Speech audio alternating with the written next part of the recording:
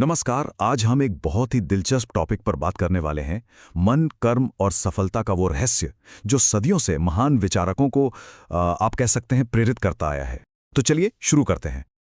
अच्छा, कभी ऐसा महसूस हुआ है कि कोई कोई अनदेखी ताकत है जो हमारी किस्मत लिख रही है, कि हमारी कामयाबी या नाकामी हमारे हाथ में है ही नहीं? ये सवाल है तो बहुत पुराना, लेकिन आज भी उतना ही जरूरी है। तो आज की ये जो हमारी पड़ताल है वो तीन बहुत ही अलग अलग विचारकों के ज्ञान को एक साथ लाती है। सोचिए, एक है आध्यात्मिक गुरु, दूसरे हैं मॉडर्न साइकोलॉजिस्ट और तीसरे हैं एक कवि और वक्ता। कमाल की बात यह है कि इन सब ने अपने अपने तरीकों से इंसान की काबिलियत के बारे में एक ही सच्चाई की तरफ इशारा किया। तो चलिए सबसे पहले बात करते हैं उस ताकत की जो हम सबके अंदर है, लेकिन अक्सर हम उसे देख नहीं पाते, और वो है हमारे अपने मन की शक्ति। स्वामी विवेकानंद सिखाते हैं कि हमारे विचार ना वो सिर्फ हमारे दिमाग में नहीं रहते, वो एक तरह की एनर्जी हैं, वाइब्रेशंस जो पूरे ब्रह्मांड में फैलती हैं। कभी फील किया है कि जब कोई पॉजिटिव होता है तो उसके आसपास अच्छी चीज़ें होने लगती हैं?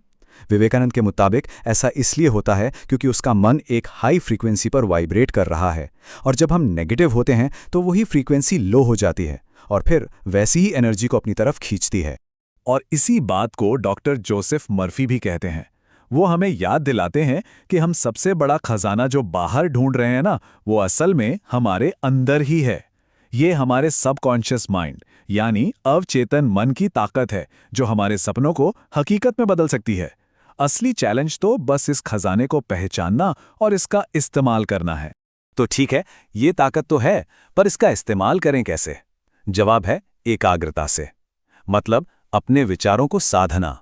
और इसे समझने के लिए पहले अपने मन के दो हिस्सों को समझना बहुत जरूरी है। अब ये स्लाइड देखिए, ये बहुत मजेदार है। डॉक्टर मर्फी समझाते हैं कि हमारा कॉन्शियस माइंड, जिसके पास से 10% पावर है, वो एक जहाज के कैप्टन जैसा है। ये लॉजिक लगाता है, फैसले लेता है और ऑर्डर देता है।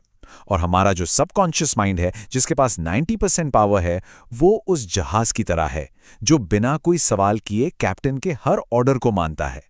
हमारे सारे विश्वास, सारी आदतें वो यहीं से चलती हैं। और ये स्लाइड ये एकाग्रता की ताकत को क्या खूब दिखाती है। डॉक्टर कुमार विश्वास हमें अर्जुन की कहानी याद दिलाते हैं। जब द्रोणाचार्य ने सबसे पूछा कि क्या दिख रहा है, तो किसी को पेड़ दिखा, किसी को आसमान, किसी को पूरी मछली। लेकिन अर्जुन ने क्या कहा? गुरुदेव, मुझे सिर्फ मछली की आंख दिख रही है। बस यही वो फोकस था, वो एकाग्रता थी जिसने उन्हें सबसे बड़ा धनुर्धर बना दिया।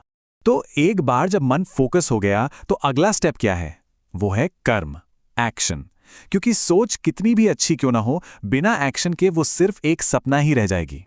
डॉक्टर कुमार विश्वास का ये जो कोट है ना, ये बहुत गहरा है। अगर कार्य अर्जुन तेरे सीधे हाथ में होगा तो विजय तो तेरे उल्टे हाथ में आ जाएगी। मतलब अगर पूरा ध्यान सिर्फ अपने काम पर है अर्जुन की तरह, तो जीत तो एक नेचुरल बाय प्रोडक्ट बन जाती है। उसके बारे में सोचना ही नहीं पड़ता, वो तो खुद ब खुद मिलती है। यहाँ स्वामी विवेकानंद हमें कर्म के 3 बहुत ही पावरफुल नियम बताते हैं। पहला, आप जो भी काम करते हैं उसका नतीजा मिलना तय है, कोई भी ताकत उसे रोक नहीं सकती।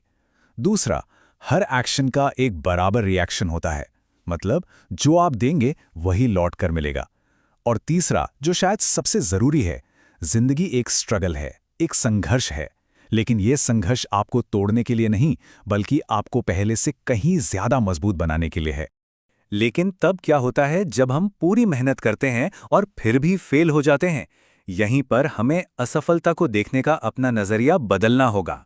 ये सोचना होगा कि फेलियर अंत नहीं है, बल्कि एक नया मौका है। डॉक्टर कलाम की कहानी से बेहतर इसका कोई उदाहरण नहीं हो सकता। सोचिए, जब वो एनडीए के इंटरव्यू में फेल हुए तो इतने निराश थे कि सुसाइड तक का सोचने लगे थे। लेकिन ऋषिकेश में एक स्वामी ने उनसे कहा, शायद भगवान ने तुम्हारे लिए कुछ और बड़ा सोचा है। वो एक नाकामी असल में उन्हें मिसाइल मैन बनने के रास्ते पर धकेल रही थी। ये फेलियर नहीं था, ये तो किस्मत का एक इशारा था। अब जरा स्क्रीन पर इस नंबर को देखिए, 103। ये सिर्फ एक नंबर नहीं है, इसके पीछे एक ऐसी कहानी है जिस पर यकीन करना मुश्किल है। ये नंबर है मॉरिस गुडमन की टूटी हुई हड्डियों का। उन्हें द मिरेकल मैन भी कहा जाता है। एक प्लेन क्रैश के बाद उनकी 103 हड्डियां टूट गई थीं और डॉक्टरों ने साफ कह दिया था कि वह अब जिंदगी में कभी चल नहीं पाएंगे। उनका शरीर लगभग पूरी तरह से तबाह हो चुका था। लेकिन मॉरिस ने डॉक्टरों की बात मानने से इनकार कर दिया। उन्होंने अपने सबकॉन्शियस माइंड की पावर का इस्तेमाल किया। लगातार 8 महीने तक वो हर रोज बस एक ही चीज की कल्पना करते थे कि वो क्रिसमस के दिन अपने पैरों पर चलकर हॉस्पिटल से बाहर निकलेंगे। और चमत्कार हो गया। क्रिसमस के दिन वो सच में चलकर बाहर निकले। ये मन की शक्ति का एक जीता जागता सबूत है। तो सवाल वही है, हम इस ताकत को अपनी जिंदगी में कैसे इस्तेमाल कर सकते हैं? इसका सीक्रेट है अभ्यास में, यानी लगातार प्रैक्टिस में। स्वामी विवेकानंद हमें विल पावर बनाने का एक 4 स्टेप प्रोसेस बताते हैं। सबसे पहले अपने गोल के बारे में लगातार सोचो, चिंतन करो। जब सोच में क्लैरिटी आती है तो फीलिंग्स बदलती हैं, भावनाएं बदलती हैं। इन पावरफुल फीलिंग्स से जन्म लेती है इच्छा शक्ति, यानी विल पावर। और आखिर में यही विल पावर काम करने के लिए एक जबरदस्त ताकत बन जाती है। और डॉक्टर मर्फी हमें एक बहुत ही प्रैक्टिकल टेक्निक देते हैं। सोने से ठीक पहले के जो 5 मिनट होते हैं ना, वो बहुत कीमती हैं, क्योंकि उस वक्त हमारा सबकॉन्शियस माइंड सबसे ज्यादा एक्टिव होता है। तो क्या करना है, अपना लक्ष्य एक कागज पर लिखिए, उसे अपनी ही आवाज में रिकॉर्ड कर लीजिए, फिर गहरी सांस लेकर मन को शांत कीजिए और बस वो रिकॉर्डिंग सुनते हुए कल्पना कीजिए, महसूस कीजिए कि आपका लक्ष्य पूरा हो चुका है।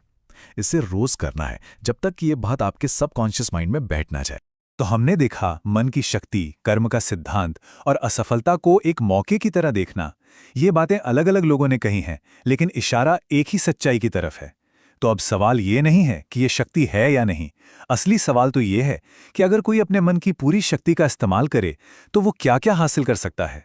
और इसका जवाब किसी को बाहर नहीं, बल्कि अपने अंदर ही